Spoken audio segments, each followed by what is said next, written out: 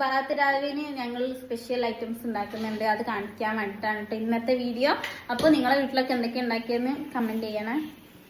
ഇത് സാവുന് ആദ്യം നമ്മൾ വേവിക്കുകയാണ്. പിന്നെ ശർക്കര, ഇത് എക്സ്ട്രാ ഉള്ള ശർക്കരയാണ്.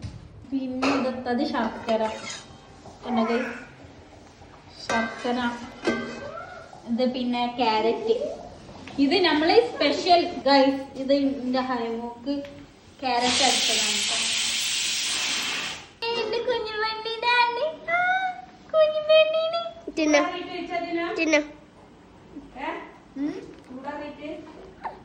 സൗകര്യ സെറ്റായിരുന്നു.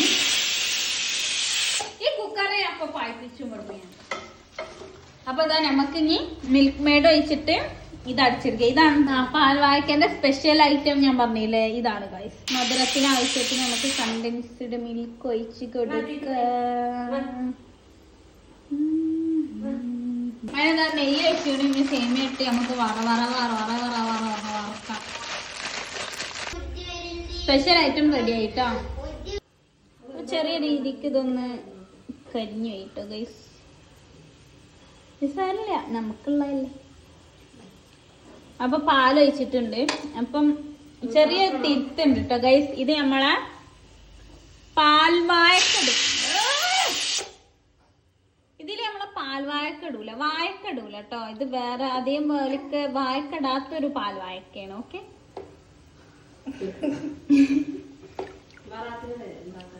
ബറാത്തിന് ഉണ്ടാക്കാൻ പറ്റിയൊരു ഐറ്റംസ് ആണിത്.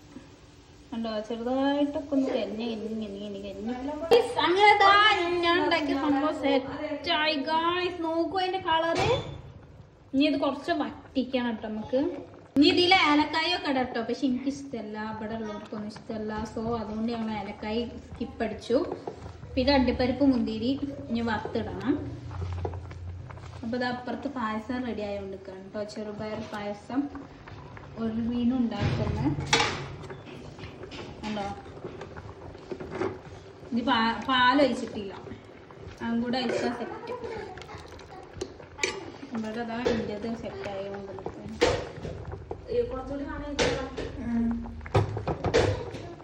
നമ്മുടെ സാധനം സെറ്റാണ് കേട്ടോ. നോക്കി, വെള്ളം പോലെയാണ് വേണ്ടത്. ഞങ്ങളത് പായസം ആയതുകൊണ്ട് ഇത് ഞങ്ങള് ഇങ്ങനെ കുറച്ച് കട്ടിയാക്കി കേട്ടോ. അപ്പൊ നമ്മള് സൗനരി എല്ലാം ഇട്ട് സെറ്റാക്കി. ഇവിടെ നമ്മളെ പായസവും ശരിയായി.